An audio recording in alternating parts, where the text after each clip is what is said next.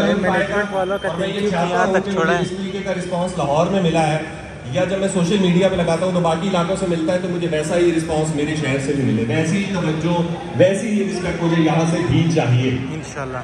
बहरहाल पहली कहानी की तरफ बढ़े। जी जी, आवाज ही नहीं आई मुझे जी ठीक है, ओके ओके ओके ओके। पहली जो कहानी है, हरिचंद स्ट्रीट मेकानगी रोड पे हजारा इमाम बारगाह है, उसके सामने का एक मोहल्ला है, यहाँ हम रहा करते थे। और एक बड़ी अजीब और बड़ी दिलचस्प बात है कि जब हम अपने बचपन की तरफ जाते हैं, आमतौर पे हम देखते हैं कि हमारी सोसाइटी में बड़ी पेट्रियार्की है, पिदरशाही है, लेकिन जो हमारे बचपन में जो हमारी एसोसिएशन है मोहल्ले के घरों के साथ, वो सारे के सारे जो थे वो फीमेल नेम्स के साथ है। मतलब जब मैं अपना बचपन याद करता हूँ तो हमारे घर के इस तरफ रहा करती थी चंदा बाजी, इस तरफ रहा करती थी अजरा आंटी, सामने नसरीन आंटी का घर था, मोहल्ले के कोने पे ताहिरा बाजी का था, उनके सामने आबदा आंटी का था, गली के वस्त में बोबो का था। सो हम बेसिकली इस तरह रिमेंबर किया करते थे कि अच्छा ये घर है और ये फैमिलीज हैं। हमारे घर के बिल्कुल ऑपोजिट एक घर छोड़ के एक फैमिली रहा करती थी, और वो फैमिली थी चौधरियों की। और उनके जो बड़े बेटे थे चौधरी इजाज साहब, वो एक बड़े बड़े ज़बरदस्त इंसान थे। उनका नाम निक नेम घर पे मुन्ना था, और जब वो बड़े हो गए तो उनको सारों ने मुन्ना भाई कहना शुरू कर दिया। वो ऐसे कोई गुंडा तबीयत आदमी नहीं थे, बहुत ही धीमे मिजाज के आदमी थे। मुन्ना भाई की ना एक बड़ी अजीब सी आदत थी कि मुन्ना भाई रोज शाम को जब घर आते तो अपने घर तो वो जाते ही जाते, लेकिन उससे पहले वो सामने हमारे घर आते, और हमारे घर आके ना, हम एक जॉइंट फैमिली में रहा करते थे, तो हमारे घर आके हमसे पूछते कि मेरी वालदा बैठी होती थी, वालदा से पूछते कि क्या पका है, तो हमारी वालदा बता देती कि ये पका हुआ है, ये खाना, जो भी मूड होता तो खा लेते, नहीं तो वहाँ से हमारे चचा के पोर्शन की तरफ चले जाते, उनसे पूछते। वहाँ पे अगर दिल किया तो खाना खा लिया, नहीं तो उसके साथ अजरा आंटी के घर चले जाते। हम बचपन में बड़ा हैरान होते थे कि यार मुन्ना भाई करते क्या है, मतलब इनका इतना अच्छा ज़बरदस्त ऐसा इंपोर्ट एक्सपोर्ट का ड्राई फ्रूट का बिजनेस है कंडारी बाजार में, पैसा भी कमाते हैं, चौधरी लोग हैं, लेकिन जब शाम को आते हैं तो लोगों के घर जा के पूछ रहे होते हैं कि यार आपके घर में क्या पका है, और अगर दिल करे तो खा लेते हैं। मैंने एक रोज़ अपनी बड़ी बहन से पूछा, मैंने कहा ये मुन्ना भाई ऐसा क्यों करते हैं? उसने कहा इनके घर खाना नहीं बनता, ये सारे इसी तरह ना हमसायों के घर में पूछ पाछ के खाना वाना खा लेते हैं। बड़े अरसे तक मैं यही समझता रहा कि शायद मुन्ना भाई इसी तरह खा रहे हैं, लेकिन जब वक्त गुजरा तो मुझे एहसास हुआ, आज भी मैं जब इस वाक़े को देखता हूँ तो मुझे ऐसा महसूस होता है, किसी के घर जाके उससे ये पूछना कि तुम्हारे घर क्या पका है और उसके साथ खाना खा लेना, क्या इससे बेहतर कोई तरीका है अपने हमसाये का हाल जानने का? हम आमतौर पे वेट करते हैं कि हमारा हमसाया, यानी हमको, हमारा ये कल्चर भी है, हमारा ये मज़हब भी है, हमारा ये मानना है कि हमारा जो हमसाया है वो भूखा ना सोए, लेकिन ये बात हमें कैसे पता चलेगी? क्या हम वेट करते रहेंगे कि हमारा हमसाया या हमारा दोस्त हमारे आगे हाथ फैलाए? तो उसकी इज्जत नफ्स को रखने के लिए इससे बेहतर और क्या बात हो सकती है कि आप साथ वाले से, अपने दोस्त से, अपने हमसाये से ये पूछें कि उसने आज क्या खाया। मुन्ना भाई को एक टाइम पे गुर्दों का मसला हो गया, ये अर्ली 90s की बात है, 92 93 की। मुन्ना भाई बीमार हो गए और उनकी सारी फैमिली डिस्टर्ब हो गई, और वो लोग लाहौर तकरीबन शिफ्ट हो गए, यानी एक उनका भाई रह गया, बीच बीच में आया जाया करते थे, लेकिन ज़्यादातर वक्त उनका लाहौर में गुजरता था।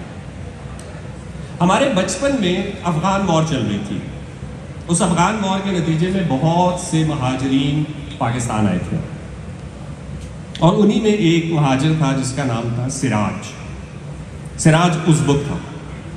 असल में जो कहानी मैं आप लोगों को सुनाने लगा हूँ, ये तो एक बैकग्राउंड था, जो असल कहानी है वो सिराज की है। उज़्बक जाहिर है आपने, हमने सबने देखे, बड़े सख्त जान लोग हैं। कोयटा में सख्त सर्दी पड़ रही होती थी, हमने ऐसे जैकेट्स पहनी होती थी, लेकिन हम उज़्बकों को देखते थे तो एक कमीज़ पहनी हुई है, उसके बटन भी खोले हुए, और वो तसल्ली से जा रहे होते थे। तो सिराज बचपन में एक हमारी ही एज का एक बच्चा था जो अफ़गान वॉर के नतीजे में अफ़गानिस्तान से हिजरत करके कोयटा आया, और चौधरियों के घर पे वो मुलाजिम लग गया। सिराज ने हमारे साथ ही खेलना शुरू किया। सिराज हमारे साथ क्रिकेट खेलता था, सिराज हमारे साथ गुड़ियाँ उड़ाता था। फिर सिराज को एक मोहब्बत हो गई। सिराज को जिस लड़की से मोहब्बत हो गई तो हम जाहिर है कि फिर हम ही उसके दोस्त थे।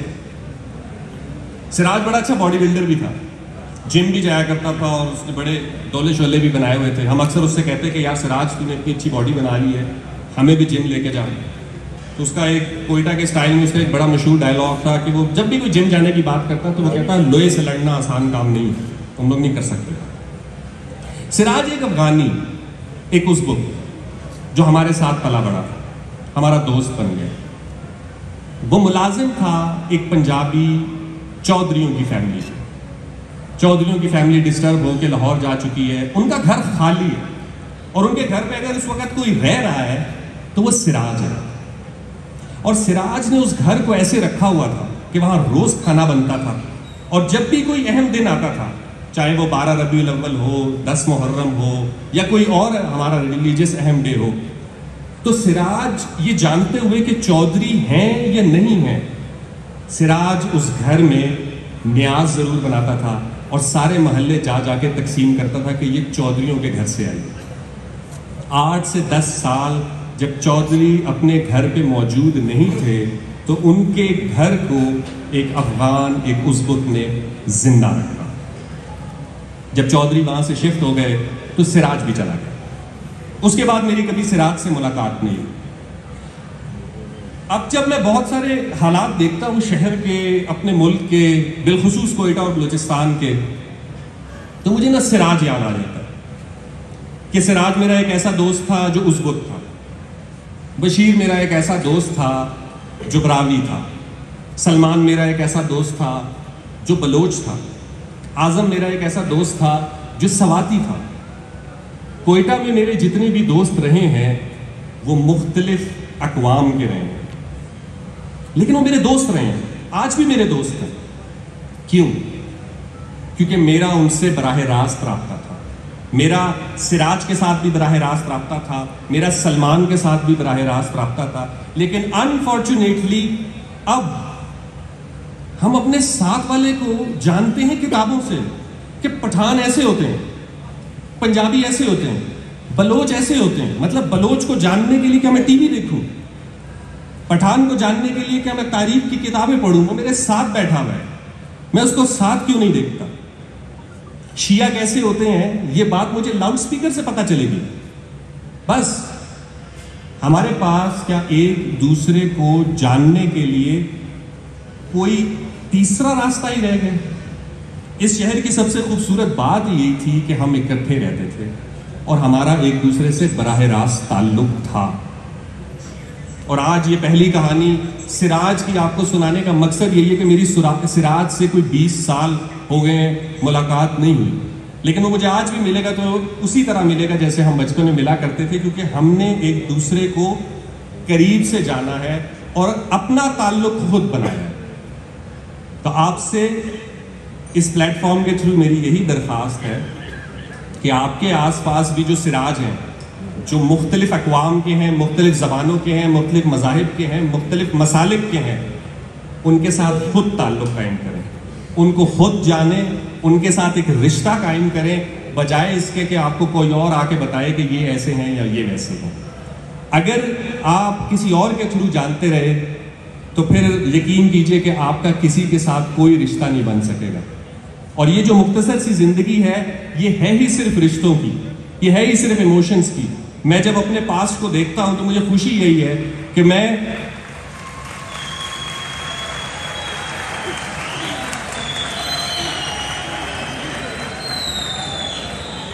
मुझे खुशी यही है कि मेरे एक तो दोस्त बहुत ज़्यादा है और वो बहुत डाइवर्स हैं। सो आप लोगों से भी मैं यही कहूँगा कि अपने अपने सिराज को पहचानें और उसके साथ दोस्ती कायम करें। अब हम बढ़ते हैं अहमद की परफॉर्मेंस पे। अहमद की परफॉर्मेंस के बाद मैं फिर आपके साथ आऊँगा और कुछ और बात करूँगा। Thank you.